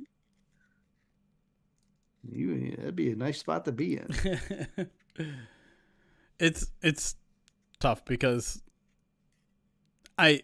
you can't watch the NFL today and not wonder how even better this offense could be with a mobile quarterback, with a guy that can just extend plays. Sure. And I mean, that's on the one hand, that's part of the appeal. On the other hand, it's like you still have to be able to throw from the pocket. Of course. And you know what I mean? Like, yes. That's still that's still a core part of the game. That separates the Justin Fields from the Patrick Mahomes, period. Yes. Because, I mean, yesterday was a perfect example because Justin Fields made a couple amazing plays outside the pocket. A couple really good plays where you're just like, wow, I thought that play was dead. I thought he was going to get sacked 10 times. But then you see him stand in the pocket, and he'll just stand there for 20 seconds. Just hold on the ball forever. Just can't read a thing. Just sitting there. He's not comfortable in the pocket. And I know there are some Bears fans that are like, okay, we'll just get him out of the pocket. Do rollouts. Do all that sort of stuff. Like, you can't do that for an entire game. Well, Tampa tries it with Baker. They're one of the worst offenses in the league right now. Scored 6 against the Lions defense. Bring that defense back. Let's play that defense again. Yeah, right. Come on, Dees. Ooh. Yo! Dees nuts. Alex Nelson with a $150 donation. Nice. To the Alzheimer's Association. Alex, appreciate it, man. I will match that. That is now the current high, which I will match, and that will eventually put us over the amount for the Wheel of Pain because we are just over 100 away. Thank you, Alex. Appreciate it, man. We are up to $17,895 donated to the Alzheimer's Association with 1 week left to get to some. We got some heavy lifting to do if we want to shave my head, which part of me is thankful for. Or if we want to give you the Josh Dobbs. The Josh Dobbs. We're not, to be clear, not shaving the eyebrows. Why not? He has eyebrows. You just can't see him. I don't think that's true. Real Roflo. Thank you for the rate of 34 people. Appreciate you. I'm not what do you guys do over there at Real Roflo? Welcome Raiders. We are Pride of Detroit, as you can see at the top of the screen. We are Detroit Lions blog, but we also stream. We stream podcasts. We just finished one podcast where we do Q&A, but hey, come on, Dees. After that, we get to hang out and answer your questions. And I just got interrupted because we are also in the middle of our Movember campaign where we are raising money for the Alzheimer's Association all month. As you can see up there, we have currently raised over $18,000 for the Alzheimer's Association because our good friend Alien Vivitor just dropped $300 to the Alzheimer's Association. And because it is Giving Tuesday across the world where we're trying to support as many good charity causes as possible, I promised I would match the highest donation up to $300 that we get in the stream, and Alien Vivitor has just said it. Alien, appreciate it, man. Thank you for the support. Nice. Also, to our Raiders, in case you don't know, every $1,000 that we cross over, we spin something called, ta-da, the Wheel of Pain. Oh, boy. Which we are going to do in a second here. I need to change some of the things on the Wheel of Pain because some of them are for people that aren't here because we have a rotating cast of characters. So let me do that, and then after that, I will throw in my own donation as well. You're gonna put it into the pool now? Yeah, nice. I gotta show you guys I'm living up to my word here. No, I just thought people would trust. There's a trust element here that I thought you might put it in on the full day marathon. No. We got to boost the numbers before that. Okay. Right, what are we hoping for, Chad? Let's see a lot. You guys want me to eat more bugs? Where is... Why can't... Not recent events. Essentials. Oh, there it is. Widgets. Spin wheel. All right. We got to take away Saltine Serenade because I'm not in that. Pickle juice we can keep. You guys want up-downs on there? Do you want whipped cream back on there? Do you want wasabi back on there? Dog food? Which one of those do you guys want? Bring back wasabi. Oh gosh, that's the worst. I'm not doing garlic. All right, you guys want wasabi? I'll put wasabi back on there. I'm not. Look, I did 3 beans the last time. I can't do 1 egg for 3 beans. The cost differential is not there. Plus, if I'm getting 11, what's the difference between 10 and 11 at this point? Like, I'm just gonna get smashed anyways. So I'll just wait for the right moment and just. All right, it'll be misery. I'm putting up downs and wasabi on there. We're making Eat Bug just 1. We're not giving Eat a Bug an additional chance because we did that one last anyways. Do I get 1 egg or 3? Alien Viver, you get 3. So I'm gonna add you to the list of people or none. Or none. Yeah, you don't have to take them. Yeah, I mean, here. What are the other? Like, you could do the 250 donation goal, which was what? Is that write an article? You could write an article. That seems pretty cool. Oh wait, no, is that 500? What's 250? I don't remember. It's 250. I think it might be the cameo. The cameo. Oh, is it the Prime Video? I feel like I should know my own rewards better. Probably. 250 is cameo. I think we got rid of the Amazon this year. What happened there? Oh, Start Park Racing just gifted 2 more subs. Hey, thanks, Start Park Racing. And Jay Reverie, 15-month subscribe channel, says 15 months for 15 wins, including postseason wins now, I guess. Yeah, I guess mathematically 15-win season kind of impossible in the regular season. Well, so now you just have to do the math then. In order to get to 15 and win the Super Bowl, that's 4. So they're only going to go 3-3 down the stretch and then win the Super Bowl. I mean, again, no one's going to care if they struggle down the stretch as long as they ball out in the playoffs. All right, Vivitor, you got 3 eggs. I need a new sheet because like I have Driscoll's got an egg. MNUFC has 3 eggs. I don't even know what that says. Sweets? That can't be right. I don't know who that is. JT Sam has 5 eggs. We're just like I'm literally gonna need like 3 dozen eggs on next Tuesday. I know. Is it? What am I gonna do? Wait! You're not doing them. You're not doing them during the 24 marathon, are you? How else are we gonna fit them all in? But do we have to do them during the marathon? Probably. I mean during the oh gosh. I'm just like I'm gonna have to continually get out and step to wash my hair and wash my face because you can't. I found out the hard way. You can't let an egg crack sit on your head or face for a long time. Otherwise, it will literally start cooking on your face, and you will have scrambled eggs on your face. All right, Vivitor. I'm just gonna write. I need to be 3 eggs. I need to be creative, because everyone that wants to give me an egg wants my kids to do it. Like my kids aren't even home right now. You know what I mean? Oh boy, I have to figure out how to make that happen. Then Vivitor says just give 1 to Eric to make it an even dozen.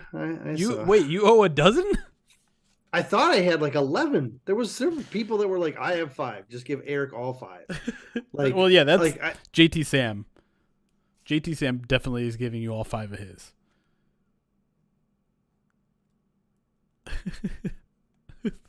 We'll figure it out. All right, let's spin this thing, huh? Let's do that. Let's put that aside for now. Let's spin the wheel. Should I keep my kids home from school just for next week's show? Yep. All right, here we go.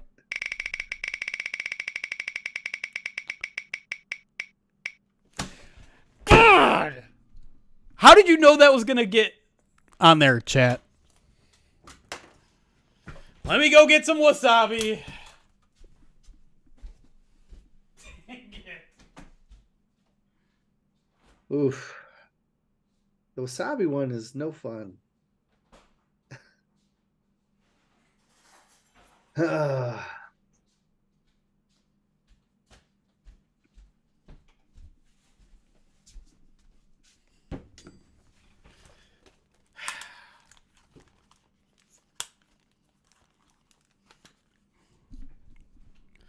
I started logging my food starting yesterday, so I'm going to do that now. Noom is going to think I'm a crazy person. Why are you logging as a afternoon snack a spoonful of wasabi? I don't know, Noom! Because I'm an idiot.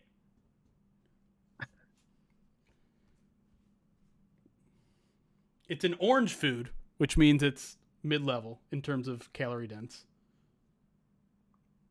1 teaspoon. I don't think anyone cares about that part. 10 calories. Done. Done. Dan. Oh wait, no, an orange food is bad. It's the worst. All right. Anyways.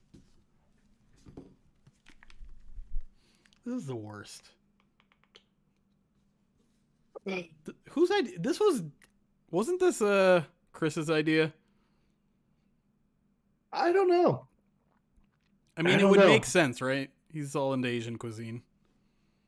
I would say the worst idea is the green screen's messing with that. Right. Put it behind a microphone so you can see it. Like, no, up in between the screen and the microphone. There you go. Yeah, now everyone can see how much is there. That's a lot. Yeah, like it's a spoonful. That's actually over a spoonful. That's a. Oh, this is a tablespoon. Yeah, you're right. The chat. This is a tablespoon, not a teaspoon. Whatever. Whatever. Yeah, I'm cheating on my logging of food. Yeah, I know it's a lot, Eric. I'm just saying you don't skimp out. Chat the things I do for you. No, I don't have milk. I do have this big thing of water because I'm also tracking the water that I drink. All right. Chat, because after my donation, we will be basically at $18,500 raised for the Alzheimer's Association on this Giving Tuesday. One more spoonful of wasabi. Here we go.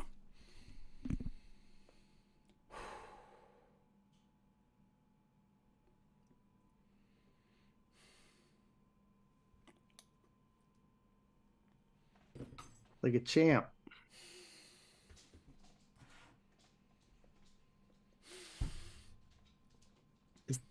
Is the water going to help? I mean, I guess it would help physically get it out of your mouth, but I can't imagine it deadens the taste. Oh man. Yeah, I would think water would make it worse. That's what I was going to say. Kind of does. Water's bad. Water's word. Water makes it worse. Yeah. It kind of does. Do you have yogurt in the house? Nope. Go get some yogurt. I don't have milk, chat. All right, this is all we're dealing with. You need something dairy based. I need to go grocery shopping. Yeah, me too. Get some dairy. I did not enjoy that. Did not enjoy that one bit. Oh, God. I still taste it.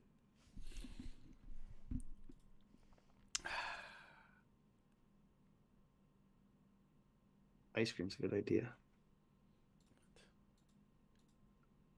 Get some ice cream. Yeah, I'd love that. I don't have it. Why? Oh, I do. I have ice cream. Okay, great. Drive it over. Nah. Someone throw the donate link in the chat for me. Never mind, I see it. He just did. I thought Wisconsin just did. There it is. Why is it donation? Why is it setting the donation amount at 10?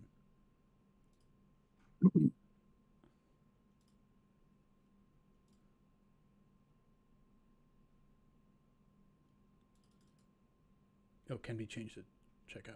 All right, weird.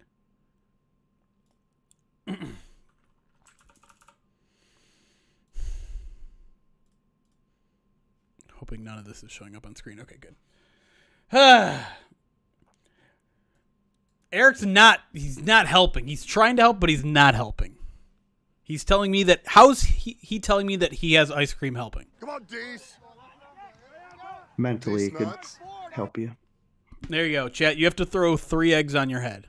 Every single one of you. I just donated $300. Everyone has to put an egg on their head. Send me videos of it. All 3.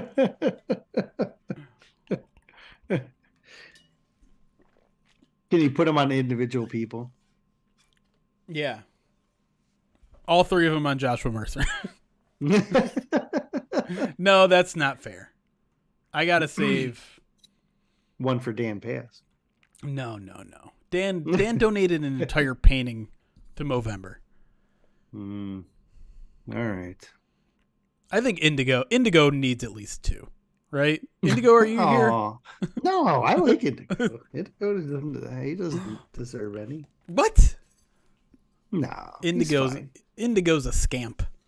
A little scamp. You have to bring Dan on. Bring me on and I'll do one, says Dan. All right. Dan, you know what? You are welcome to come on during the marathon stream at some point. Have to put him on the docket. Chet, you ever have the wasabi burps? They suck. No. Nick the Greek. All right. Anything else, chat?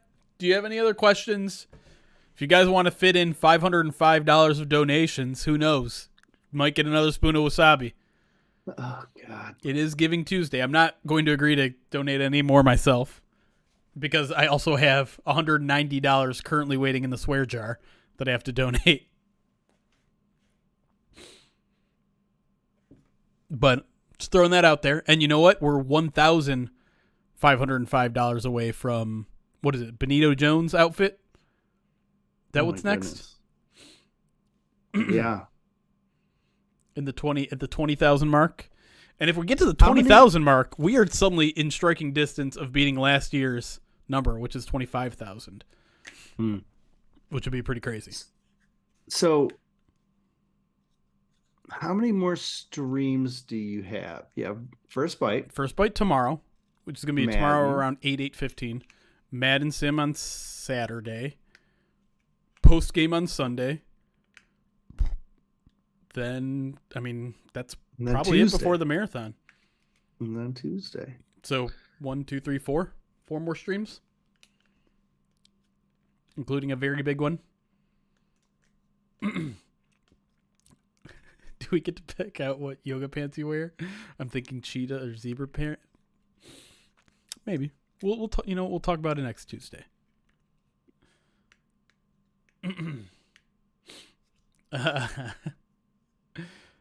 All right. I think we're probably done here then. I don't see any more questions. Thank you all for hanging out. Oh, there's one. Do you think the constant shuffling of the D-line has led to a lack of consistency? No. I think they just haven't been performing. Yeah. I'm kind of with you. Like, they gave Charles Harris all the chance in the world, man. All of training camp. And it's not like they didn't want him to be. It's, you know what I mean? Like they wanted him to be successful. So Josh, are you going to come on too? We're going to have to carve out some time on Tuesday where all of the fans, I'll just invite you all to the Zoom that want to crack an egg on their head. Come in and do it.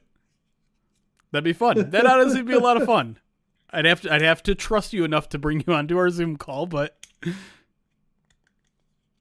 that'd be fun.